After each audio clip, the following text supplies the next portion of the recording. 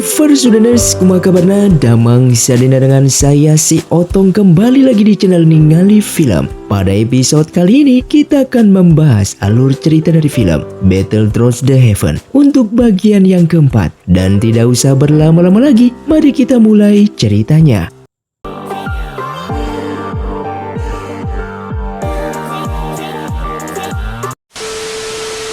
Film pun dilanjutkan dengan diperlihatkannya Xiaoyan yang ditemui oleh Yanran yang mengajaknya untuk bertemu dengan putra mahkota. Dalam pertemuan rahasia itu, Yelan memberitahukan semua orang yang ada di dalam kerajaan, termasuk ayahnya sang kaisar, adalah boneka hidup yang dikendalikan oleh aula jiwa. Maka dari itu Master Tangsan yang dituduh membunuh kaisar adalah berita yang tidak benar. Dan ia yakin Master Tangsan saat ini sudah ditangkap oleh orang-orang dari aula jiwa. Sehingga Yelan ingin Xiaoyan dan Yanran membantunya dalam melakukan penyelidikan kasus ini.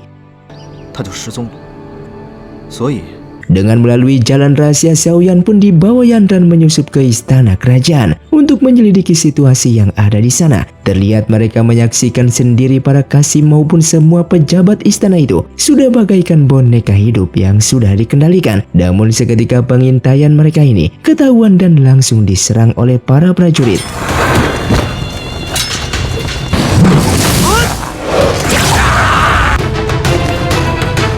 Sementara itu di dalam istana, Master Tangsan disandra dan dipaksa untuk mengabdi kepada Fama. Lalu Fama pun memanggil Nalan Jie untuk menghadapnya. Terlihat Nalan Jie yang sudah bagaikan boneka hidup yang mengiyakan semua perkataan dari Fama. Di sini Master Tangsan merasa tidak percaya melihat Nalan Jie yang masih hidup, karena sebelumnya ia menghadiri dan menyaksikan upacara pemakaman dari Nalan Jie. Fama pun mengatakan ia membongkar makam Nalan Jie dan mengubahnya menjadi boneka hidup yang mengabdi kepada aula jiwa. Sehingga di sini Master Tangsan pun diberikan dua pilihan untuk mengabdi kepadanya secara sadar atau mengabdi kepadanya seperti mayat hidup.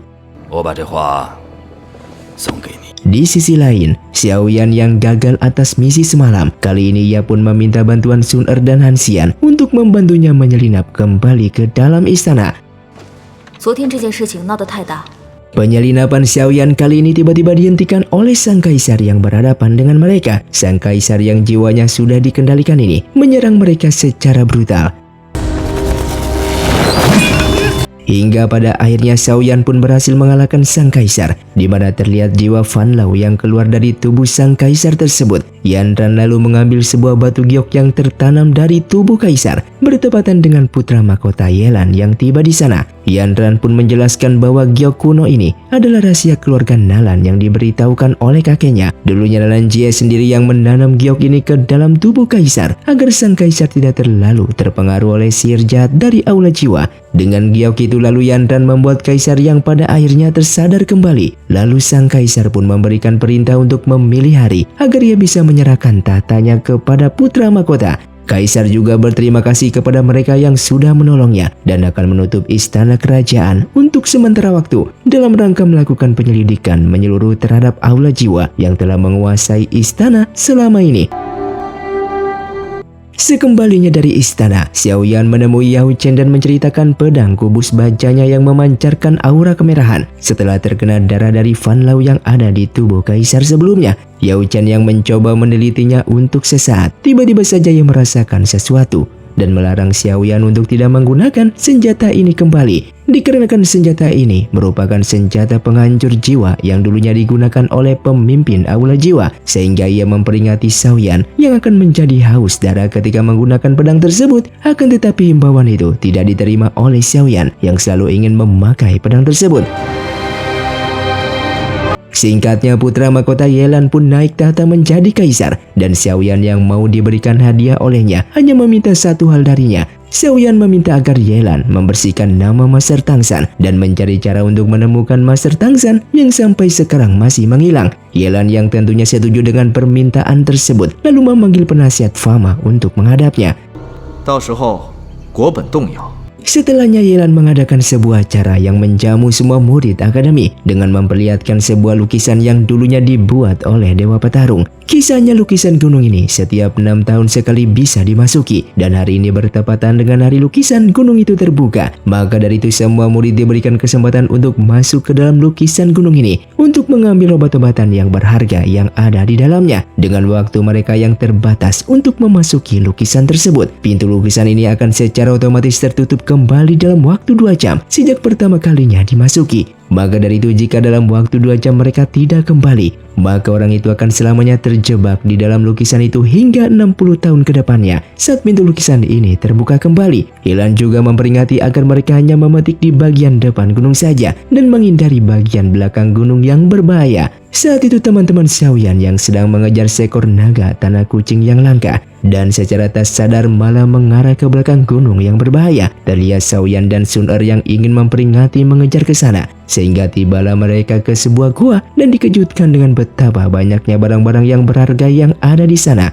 mulai dari darah kirin, obat-obatan berkualitas hingga kristal ajaib yang berkekuatan tinggi. Sehingga Xiaoyan pun mengambil isi tas kristal yang ia bawa masuk ke dalam cincin untuk diberikan kepada Yao Chen. Namun Yao Chen terlihat tidak terkesan dan malah memperingatinya untuk segera keluar dari lukisan tersebut. Kemudian Xiaoyan pun mencoba untuk menyadarkan teman-temannya yang sudah tersihir oleh keserakan hati mereka sendiri. Ia pun menemukan 2 mayat tergeletak dan mengajak mereka untuk melihat. Saat itulah mereka menyadari untuk keluar dari sana sebelum waktu habis. Namun yang mengherankannya, mereka hanya berputar-putar di sekitar gua itu tanpa bisa menemukan jalan keluar.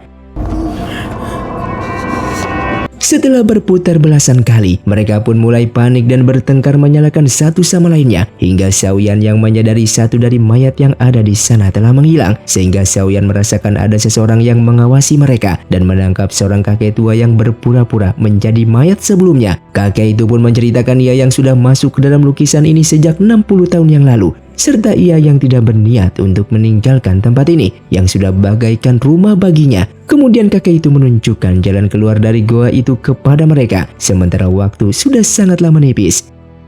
Dari luar terlihat fenomena lukisan itu tampak mulai terbakar dan mereka menduga ada seseorang yang membakar pintu masuk, yang ternyata itu adalah perbuatan Fan Ling yang berada di depan gerbang keluar.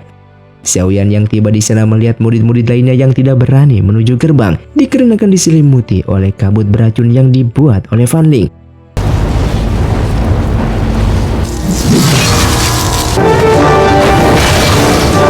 Xiaoyan yang sempat menahan beberapa serangan yang dilancarkan oleh lawannya, namun tiba-tiba ia merasakan tubuhnya yang kesakitan dan tak mampu ia kendalikan. Fan Ling lalu memberitahukan bahwa Xiaoyan yang meminum racunnya pada kompetisi kemarin selamanya tidak akan bisa ditawarkan dari racun tersebut karena Xiaoyan sudah terikat dalam kontrak darah dengan Aula Jiwa, dan di suatu hari Xiaoyan pasti akan menjadi pengabdi di Aula Jiwa. Dan Fan Ling pun membuka identitasnya sebagai putra dari Fan Lao.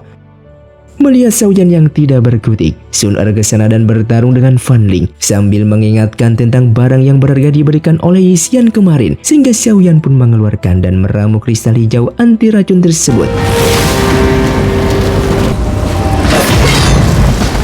Setelah mengatasi racunnya, Xiaoyan pun memberitahukan kepada Fan Ling bahwa racun yang Fan Ling minum darinya juga tidak bisa ditawarkan karena ia telah menaruh setitik kekuatan api di dalam tubuhnya. Dengan itu Xiaoyan pun membakar Fan Ling sehingga musnah tak tersisa. Namun dengan seiringnya itu gerbang keluar lukisan mulai terbakar sehingga Xiaoyan yang menahan pohon yang mulai roboh agar pintu tidak tertutup meminta mereka semua untuk segera keluar dari sana. Semuanya hanya bisa pasrah dan bersedih dengan kenyataan Xiaoyan yang tidak keluar dari sana, sementara lukisan itu sudah hampir habis terbakar. Namun tiba-tiba Xiaoyan terlempar keluar dari sana dalam keadaan sudah tidak sadarkan diri. Lalu di tempat lain memperlihatkan jiwa Xiaoyan yang ada di dalam cincin sambil ditangani oleh Yao Chen. Ternyata Yao Chen lah yang menolong Xiaoyan keluar dari sana, dan jelas ini bukan yang pertama kalinya Yao Chen menyelamatkan nyawa Xiaoyan. Di sini Yao Chen mengatakan apa yang dikatakan Fan Ling adalah benar adanya, karena selamanya Xiaoyan tidak akan bisa menawarkan racun kontrak darah di dalam tubuhnya. Meskipun dengan kekuatan apinya, Xiaoyan masih bisa menahan racun darah tersebut agar tidak bereaksi dan mencegahnya menjadi seorang boneka pengabdi Aula Jiwa. sehingga ia pun memberikan peringatan yang sangatlah keras juga bahwasanya pedang penghancur jiwa ini terukir semua ilmu sakti dari aula jiwa. Ia tidak ingin Xiaoyan tergoda dan sampai mempelajari ilmu dari organisasi yang sangat jahat itu.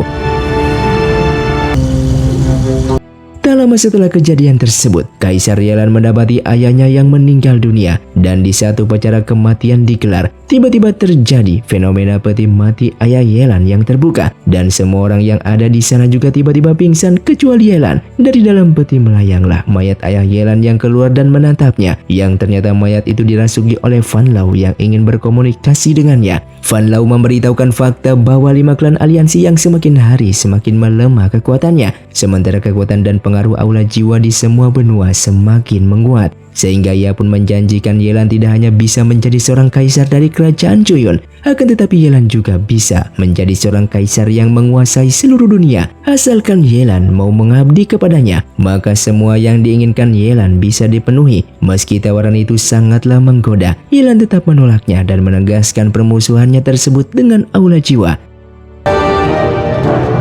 Sementara itu Xiaoyan yang sebelumnya sudah diberikan peringatan keras malah melanggarnya. Ia pun melepaskan cincinnya dengan berpikir Yao Chen tidak akan tahu kalau ia mempelajari ilmu yang terukir di pedang hancur jiwanya itu jika ia tidak akan menggunakan cincin. Namun di dalam sana Yao Chen bisa merasakan Xiaoyan yang telah melanggar himbauannya tersebut. Yao Chen yang marah besar memaki kelakuan Xiaoyan ini dan menariknya secara paksa masuk ke dalam dimensi cincin tersebut.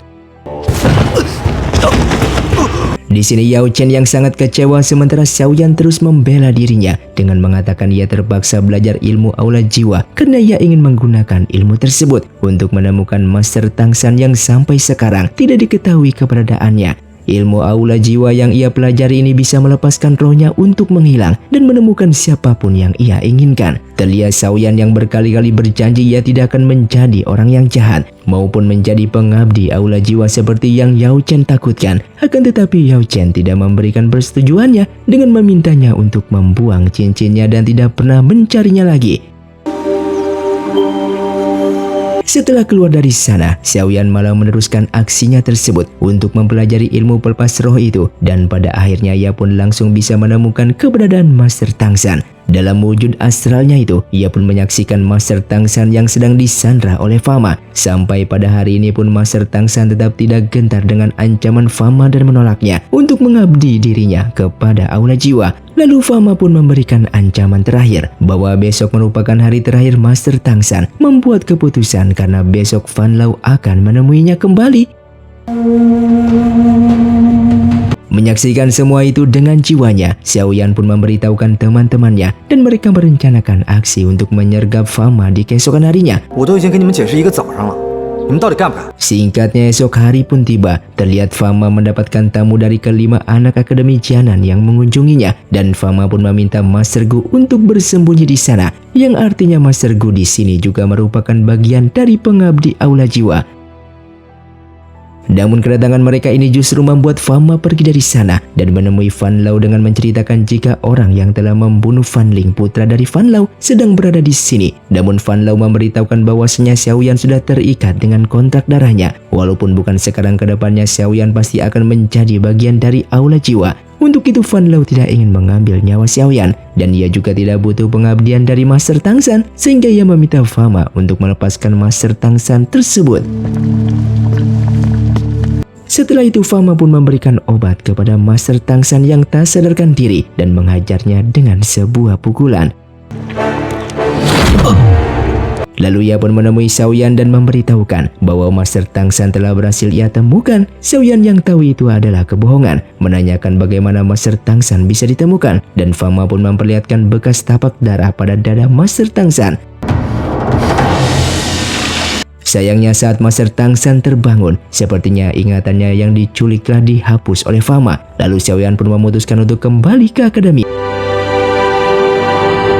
Di malam itu juga, Xiaoyan ditemani oleh Mobasi dan bersama rekannya dari suku ular, sehingga Medusa yang keluar langsung kembali ke dalam wujud manusianya yang ingin membunuh Xiaoyan yang telah mencuri api inti bumi teratai hijaunya. Xiaoyan yang menawarkan Medusa untuk mengambil kembali api tersebut, tapi ia memperingatkan bahwa Medusa akan kembali sekarat jika mengambil api itu kembali. Hingga pada akhirnya Medusa pun setuju berdamai, dan Xiaoyan yang juga setuju untuk menyimpan Medusa kembali ke dalam tabungnya. Diberikan sebuah seruling untuk memanggil bantuan jika sewaktu-waktu Xiaoyan membutuhkannya.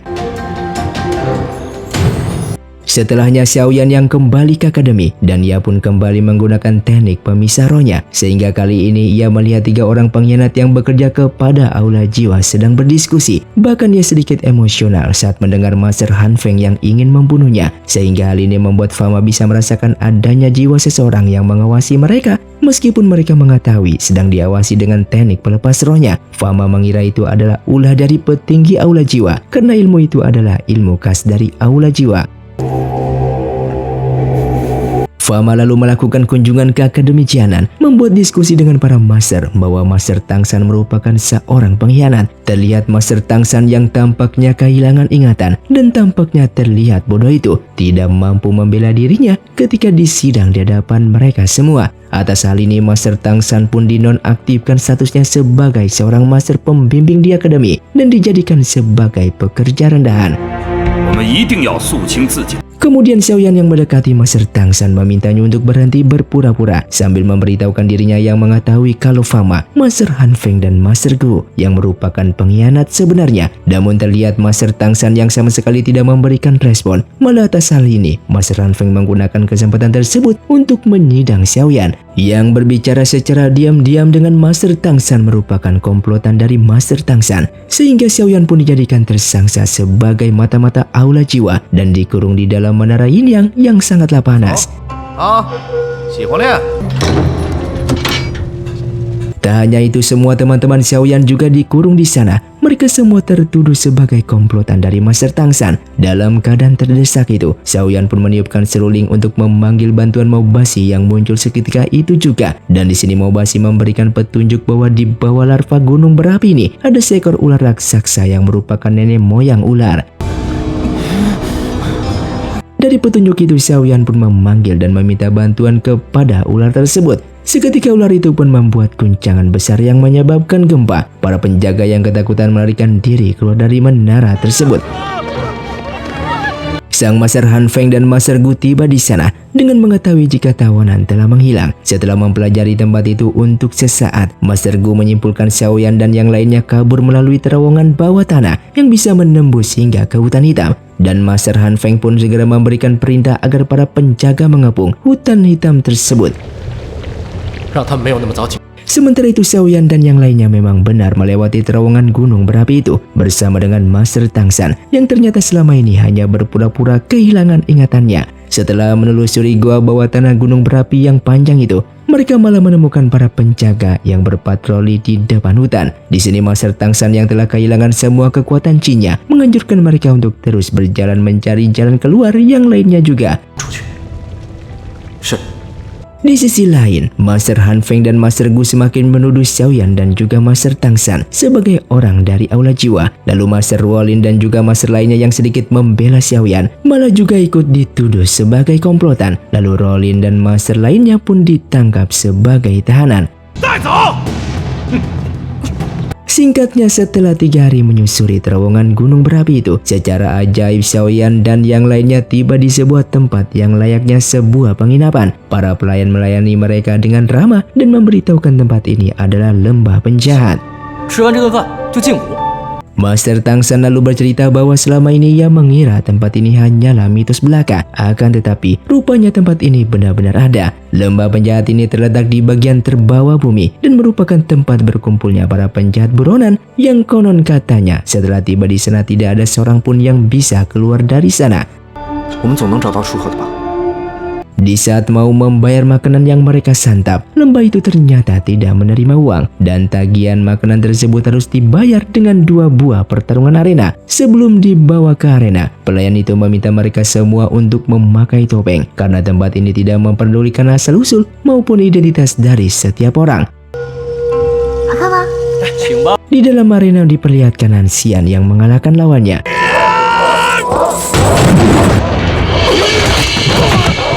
Lalu Xiaoyan meminta dicarikan seorang tabib untuk mengobati Master Tangsan yang kondisi kesehatannya cukup buruk akibat penyanderaan kemarin. Datanglah seorang tabib yang telah memeriksanya, menyatakan bahwa Master Tangsan tidak hanya akan sembuh setelah pengobatannya tersebut, akan tetapi kekuatannya pun kembali dalam waktu sebulan. Kemudian Master Tangsan pun bisa menebak kalau tabib dengan kehebatan seperti itu adalah Lin Yu yang berjuluk si Tangan Suci.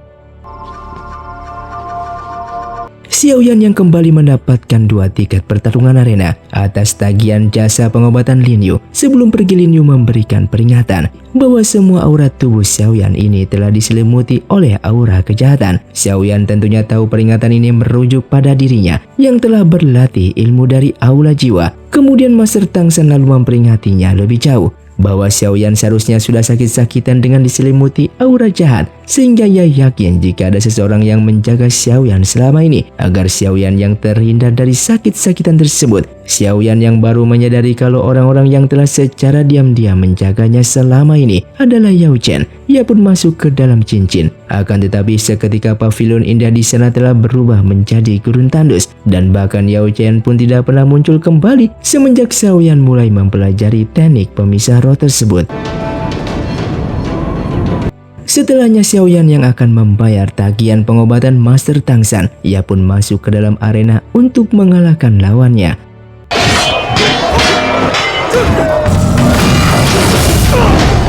Kemudian Xiaoyan yang diundang oleh sang ketua lembah penjahat yang memuji kehebatannya dengan menawarkannya kehidupan serba nyaman dan mewah kepadanya. Namun Xiaoyan malah menolak semua kebaikan yang ditawarkannya ini dan meminta agar ia ditunjukkan jalan keluar dari lembah tersebut. Kemudian sang ketua berjanji akan memberitahukan jalan keluar jika Xiaoyan bisa masuk ke dalam jajaran 10 petarung terkuat di tempat ini.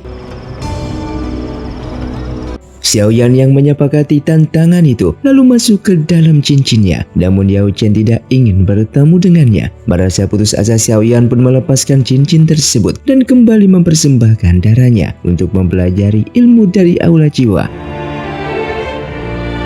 Tiba-tiba saja ia pun seakan-akan dibawa masuk ke dalam dimensi pedang bajanya, dan di sana ada seorang yang mirip dengan Fan Lao. Orang itu mengaku itu adalah reinkarnasi jiwa yang muncul karena Xiaoyan yang memanggilnya dengan persembahan darah. Xiaoyan lalu ditawari untuk mempelajari ilmu maupun teknik-teknik pertarungan dari aula jiwa. Jika nanti Xiaoyan bisa mengalahkannya, maka ia akan melepaskannya. Akan tetapi jika Xiaoyan tidak bisa mengalahkannya, maka selamanya Xiaoyan yang akan ia tawan di dalam sini. Dan singkatnya Xiaoyan pun dilatih dan diajari oleh orang tersebut.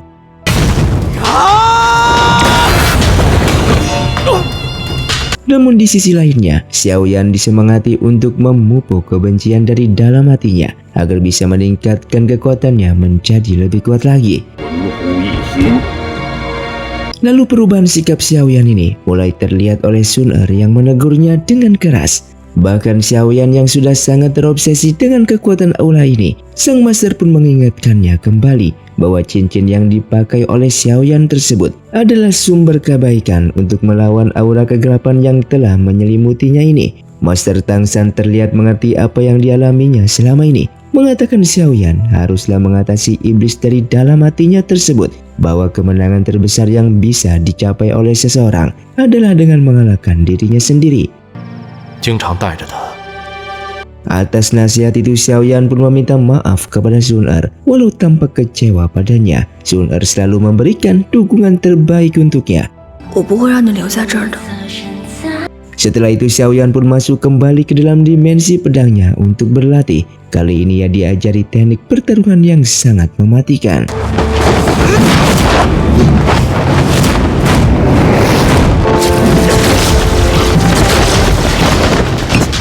Selama pelatihan ini, sosok reinkarnasi jiwa mengingatkannya jika esok adalah hari terakhir bertarung di arena untuk menjadikan Xiaoyan sebagai satu dari 10 petarung terkuat. Bahkan ia menjanjikan akan mengajari satu teknik terakhir kepada Xiaoyan, dikarenakan esoknya juga merupakan waktu terakhir untuk mengalahkan dirinya. Jika Xiaoyan tidak bisa mengalahkan dirinya, maka selamanya akan ia tawan dan hidup bersamanya di dalam sini. Maka dari itu sosok reinkarnasi jiwa ini meminta Xiaoyan agar memunculkan niat membunuhnya. supaya Xiaoyan bisa menerapkan semua ilmu yang telah dipelajarinya dengan lebih ganas lagi. Setelahnya Xiaoyan pun menghadapi pertarungan hidup matinya di atas arena. Kemudian Xiaoyan pun kembali mencari sosok reinkarnasi jiwa tersebut, menyatakan penolakannya membunuh siapapun. Dan bahkan satu-satunya orang yang ingin dia bunuh justru adalah si reinkarnasi jiwa ini. Menurut Xiaoyan, jika tidak ada aula jiwa, maka ibunya tidak akan meninggalkannya. Hingga keesokan harinya dalam pertarungan final itu, Xiaoyan menolak untuk menghabisi lawan yang ia kalahkan. Tapi lawannya itu tidak mau mengakui kekalahan dan malah ingin membunuh Xiaoyan. Di saat itulah Xiaoyan kembali ditemui oleh sosok reinkarnasi jiwa yang mencekiknya dan mendesaknya untuk membunuh lawan di arena. Namun Xiaoyan yang telah yakin tetap menolak dan ia berhasil membalikkan keadaan dengan mengalahkan dan membunuh reinkarnasi jiwa tersebut. Di saat itulah Xiaoyan baru menyadari sosok reinkarnasi jiwa yang ia lihat selama ini ternyata adalah dirinya sendiri.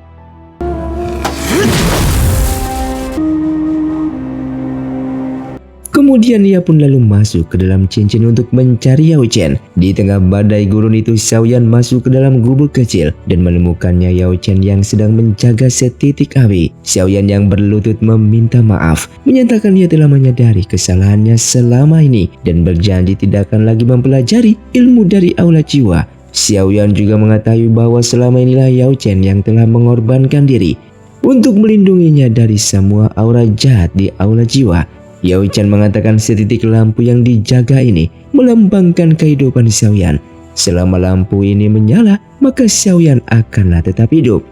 Sedangkan badai yang terjadi di luaran adalah sisi kejahatan Xiaoyan yang telah Xiaoyan kalahkan sendiri. Dan kali ini hanya perlu menunggu badai kejahatan itu reda, sehingga Xiaoyan tidak akan lagi dipengaruhi oleh kejahatan dari aula jiwa. Yang justru Xiaoyan kini bisa menggunakan semua teknik maupun ilmu dari aula jiwa secara bebas tanpa perlu akan menjadi jahat lagi. Terlihat Xiaoyan yang keluar dari cincin itu menggunakan teknik pelepas rohnya untuk menghalau serangan dari lawannya tersebut. Setelah itu Xiaoyan menemui ketua lembah penjahat, menagih janji untuk diberitahukan jalan keluar dari tempat ini, sekaligus menegur sang ketua yang menjalankan bisnisnya dengan menggelar arena pengaduan nyawa manusia seperti ini. Bahkan dia menyarankan sang ketua untuk mengikutinya pergi ke dunia luar, dikarenakan hidup di luar lebih nyaman ketimbang di sini. Singkatnya, setelah mereka yang berhasil keluar dari tempat itu, lalu diperlihatkannya wajah di balik topeng ketua lembah penjahat yang wajahnya mirip dengan Sun Er. Perjalanan Xiaoyan sebagai buronan yang difitnah sebagai mata-mata aula jiwa pada akhirnya tiba di ibu kota dan bertemu dengan Raja Es. Xiaoyan pun menceritakan kondisinya ini serta memberitahukan bahwasanya Fama adalah seorang pengabdi aula jiwa. Raja Es menceritakan baru-baru ini ia menangkap seseorang yang sudah bagaikan mayat hidup dan mereka pun menduga bahwa Fama adalah dalang di balik kejadian ini.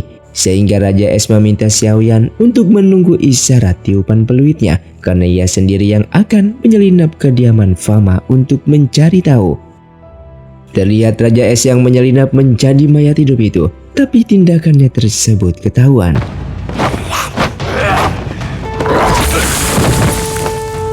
Meskipun Raja Es sangat tangguh, namun ia pada akhirnya menyerah setelah terkepung oleh banyaknya mayat hidup yang datang satu persatu.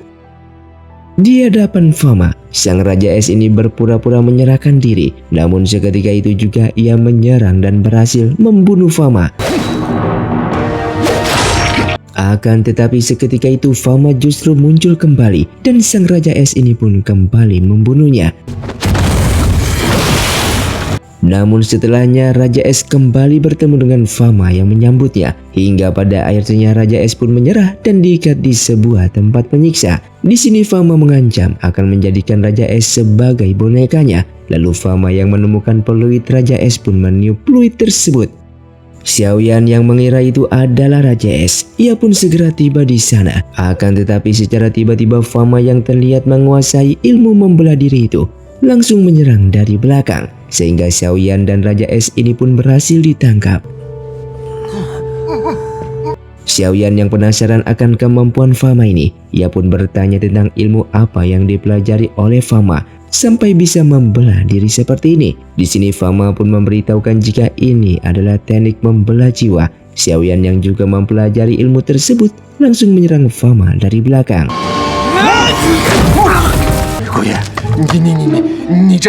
Setelahnya Xiaoyan pun masuk ke dalam dimensi cincin untuk menanyakan di manakah keberadaan fisik Fama yang asli agar ia bisa menghabisinya. Yao Chen mengatakan bahwa Fama yang asli berada di markas aula jiwa, tepat berada di dalam altar pengorbanan. Tentu saja Xiaoyan yang mengetahui cara untuk menuju ke sana. Ia pun meminta Raja Es untuk menjaga fisiknya, dan dengan memanggil pedangnya ini, ia pun masuk ke dimensi di mana ia dilatih oleh pemimpin aula jiwa sebelumnya, dan tibalah Xiaoyan di benua ujung utara markasnya aula jiwa. Xiaoyan pada akhirnya masuk ke dalam altar yang dimaksud dan melihat banyak sekali tubuh yang digantung di atas rantai. Di sana ia juga melihat fisik ibunya yang telah tiada tergantung begitu saja. Bahkan ia juga melihat rantai yang dulunya menggantung Yao Chen. Xiaoyan pun teringat dengan momen saat Yao Chen menceritakan dirinya yang pernah disandra di altar ini. Yao Chen adalah satu-satunya orang yang berhasil lolos dari altar tersebut, dan semua tubuh-tubuh yang tergantung ini biasanya adalah orang-orang yang sudah meninggal dan juga sudah mengabdi kepada aula jiwa. Hingga pada akhirnya Xiaoyan menemukan tubuh utama yang asli tergantung di sana. Namun secara mengejutkannya Fama mengakui ia sudah lama menunggu kedatangan Xiaoyan yang kemari. Fama mengatakan sebenarnya ia adalah tawanan dari aula jiwa, sehingga semua pengabdian dan apapun yang telah ia lakukan selama ini adalah sebuah keterpaksaan. Dan Fama pun memohon agar Xiaoyan memusnahkan dirinya dengan inti tulang es. Setelah melakukan tindakan tersebut, terlihat rantai-rantai di sana pun mulai bergoncang, dan Fama yang terbakar ini memperingati Xiaoyan agar segera melarikan diri. Hingga pada akhirnya fisik Fama pun dilahap oleh inti api sampai habis, dan semua kloningan raganya yang tersebar di mana-mana pun menjadi hilang tak berbekas. Seiring dengan kematian Fama, maka semua boneka mayat hidup yang ia ciptakan pun kehilangan kekuatan mantranya, membuat semua pengawal dan pelayan Kaisar Yelan pun tiba-tiba lenyap.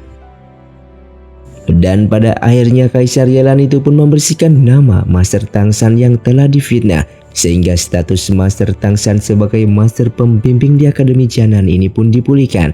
Dan juga Master Wolin telah dilepaskan dari tawanan, serta Xiaoyan dan teman-temannya pun bisa kembali ke akademi. Beberapa waktu berlalu, terlihat Yanran dikunjungi oleh Yinshan yang merupakan pemimpin dari sekte Yinlan. Kedatangan Yinshan ke sini hanya untuk memberikan peringatan kepada Yanran bahwa kekuatan aula jiwa yang semakin merajalela. Yinshan hanya ingin memastikan apakah Yanran siap mengorbankan nyawanya untuk menyelamatkan klan dari kehancuran. Sementara itu Xiaoyan dan Sun Er mendapati surat dari ayah mereka yang mengabarkan adanya masalah yang sedang dihadapi. Atas hal itu mereka pun izin ke akademi untuk kembali ke rumah. Setelah berpamitan dengan para master dan teman-temannya dari akademi, hingga mereka berdua ini pun tiba di rumah dengan mendapati kabar dari pengurus yang memberitahukan kargo obat yang mereka kawal baru saja dirampok. Di saat mereka masuk ke dalam, Xiaoyan pun mendapati ayahnya yang sedang marah-marah atas perampokan tersebut. Dan di sini sang ayah sangat terkejut sekaligus senang menyambut kepulangan Xiaoyan dan Sun Er. Singkatnya, setelah Xiaoyan mengunjungi makam ibunya untuk bersembahyang, ia pun kembali menggunakan topengnya menyamar untuk menyelesaikan masalah keluarga Xiao yang dimintai pertanggungjawaban oleh serikat pedagang obat tersebut. Sebelum berangkat untuk menjalankan misi penyelidikannya, ayahnya memintanya untuk belajar jurus amarah singa dari nenek moyang mereka.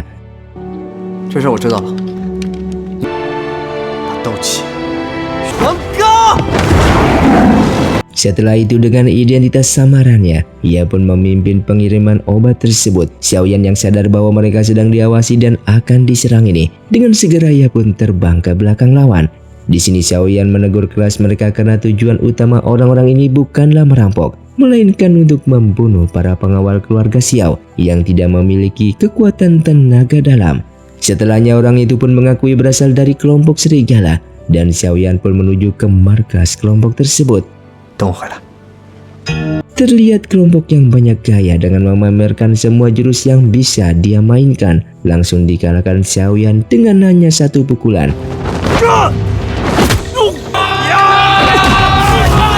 Setelah itu Xiaoyan pun melanjutkan perjalanannya, namun ia kembali disergap oleh 3 orang bertopeng. Di sini Xiaoyan yang yakin kalau ketiga orang ini lebih kuat dari kelompok sebelumnya, sehingga ia pun masuk ke dalam cincin, meminta bantuan Yao Chen untuk mengajarinya beberapa jurus berpedang, yang alasannya adalah karena ia sedang menyamar. Maka dari itu ia tidak boleh menggunakan pedang besarnya, yang dimana nantinya orang-orang pasti akan mengenalnya sebagai Xiaoyan. Setelah melihat jurus pedang dari sekte Pavilion Bintang milik Yao Chen, Xiaoyan pun keluar dan mengalahkan mereka dengan teknik tersebut. Di saat ketiga orang ini tidak mengakui berasal dari kelompok mana, Xiaoyan pun menebak jika mereka berasal dari sekte Yinlan dan mencaci maki Yinsan sebagai pemimpin sekte tersebut. Namun tiba-tiba Yinsan ada di sana dan menyerang Xiaoyan karena telah berani memakinya. Beruntungnya Yinsan yang tidak berniat membunuhnya karena ia mengira jika di hadapannya ini merupakan murid dari Master Han Feng yang menguasai jurus berpedang dari Pavilion Bintang. Meskipun Xiaoyan yang terluka parah sampai semua pembuluh darahnya pecah, Yao Chen pun mengatakan hal ini bisa disebut sebagai keberuntungan juga, karena untuk memurnikan inti api yang dipelajari Xiaoyan selama ini harus memecahkan semua pembuluh darahnya. Setelah kembali dari misi itu, Xiaoyan menceritakan apa yang telah terjadi kepadanya di hadapan Serikat Pedagang Obat. Ia pun memberitahukan para penyerang itu tujuan utamanya bukanlah merampok, akan tetapi membunuh para pengawal keluarga Xiao yang tidak memiliki tenaga dalam. Xiaoyan juga mengatakan kalau kelompok serigala maupun sekte Yinlan yang menyerang mereka ini bukanlah dalang sesungguhnya, dikarenakan ada orang lain yang menggunakan jasa mereka. Dan keesokan harinya Xiaoyan pun kembali mencari ketua kelompok serigala. Ketua kelompok serigala itu memberitahukan bahwa keluarga Mola yang merupakan dalang di balik semua ini, karena keluarga Mo yang memaksa kelompok mereka untuk menyerang keluarga Xiao. Untuk itu Xiaoyan pun berdiskusi dengan Medusa dan Mobashi, mengatakan mereka ini memiliki musuh yang sama yaitu keluarga Mo, dan ia telah memiliki rencana agar mereka bekerja sama untuk mengalahkan keluarga Mo. Kemudian Xiaoyan pun pergi ke markas keluarga Mo. Mo Chen yang melihat inti api bumi teratai hijau yang pada akhirnya pun ingat dengan Xiaoyan yang dulu pernah ditangkap olehnya. Di sini Xiaoyan mengajaknya untuk berbisnis, mengatakan ia akan memberikan inti api bumi teratai hijau dan juga Medusa kepadanya jika Mo Chen ingin memberitahukan siapa orang yang memerintahkan keluarga Mo untuk menyerang keluarga Xiao. Tanpa ragu-ragu Xiaoyan pun memberikan inti api tersebut dan juga Medusa yang ada di dalam tabung kepadanya. Xiaoyan mengatakan kini yang perlu Mo Chen lakukan hanyalah menangkap dan menyerahkan dirinya kepada orang-orang yang bergerak di belakang keluarga Mo. Padahal Xiaoyan tahu kalau dalang di balik keluarga Mo ini adalah Fan Lao, akan tetapi di sini Mo Chen tidak tahu kalau ia sedang dijebak oleh Xiaoyan. Dalam kurungannya Xiaoyan pun menyerahkan suling pemanggil Mobashi kepada King Lin, seorang wanita suku ular yang juga ditawan dan dipaksa bekerja di sana. Dan ketika King Lin meniup suling itu, Mobashi yang muncul memberitahukan rencana mereka. Keesokan harinya saat Xiaoyan ditransportasikan untuk dibawa ke hadapan Fan Lao, Mo Chen yang merasa sangat beruntung pun memasukkan inti api bumi teratai hijaunya ke dalam tubuhnya. Sementara King Lin yang melayani ritual tersebut tiba-tiba menggunakan teknik untuk memanggil Medusa keluar dari sana. Terperangkap oleh Medusa, Mo Chen yang merasa di atas angin mengancam akan membakar mereka. Dan dia yang ditantang pun mencoba untuk mengeluarkan api tersebut, akan tetapi malah tubuhnya yang terbakar. Medusa kemudian mengatakan inti api tersebut tidak bisa digunakan oleh sembarang orang, sehingga Mo Chen pun musnah menjadi abu. Dan Medusa yang mengambil kembali inti api tersebut meminta King Lin untuk menyerahkannya kepada Xiaoyan. Terlihat para petinggi keluarga Mo yang mentransportasikan Xiaoyan tiba-tiba disergap oleh Mobashi dan mereka pun semua dihabisi. King Lin yang tiba di sana memberikan inti api dan Medusa untuk Xiaoyan, sekaligus menyampaikan ucapan terima kasihnya Medusa kepadanya. Mobashi juga menyampaikan rasa terima kasihnya kepada Xiaoyan karena Xiaoyan yang telah membasmi keluarga Mo yang selalu menyerang suku ular. Sekembalinya ke rumah, Xiaoyan pun menceritakan aksinya yang menjebak keluarga Mo, bahwasanya Mo Chen dan hampir semua petinggi keluarga Mo telah dihabisi. Sisa-sisa kekuatan keluarga Mo juga dipastikan akan dihancurkan oleh Fan Lao karena ia telah menyebarkan isu kalau keluarga Mo tidak benar-benar tulus melayani Fan Lao. Bahkan Xiaoyan mengatakan ia masih tidak melupakan semua orang yang telah menghina keluarga Xiao. Ia juga tidak melupakan janji duelnya dengan Yan Ran dalam waktu 3 tahun ke depan. Xiaoyan juga tidak melupakan orang-orang yang menyebabkan ibunya bunuh diri dan pasti akan membalaskan semua dendam tersebut.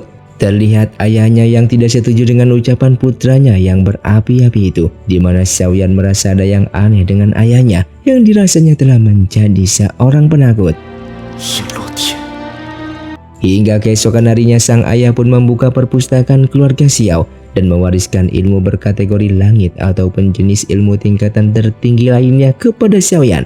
Sesuai janji itu, sang ayah bersama para tetua melakukan ritual sembahyang untuk membuka perpustakaan koleksi ilmu keluarga Xiao. Namun sebelum Xiaoyan diberikan kesempatan untuk kembali memilih salah satu ilmu di perpustakaan tersebut, ayahnya ingin Xiaoyan berjanji untuk tidak berduel dengan Yan Ran sesuai dengan perjanjian 3 tahun yang lalu.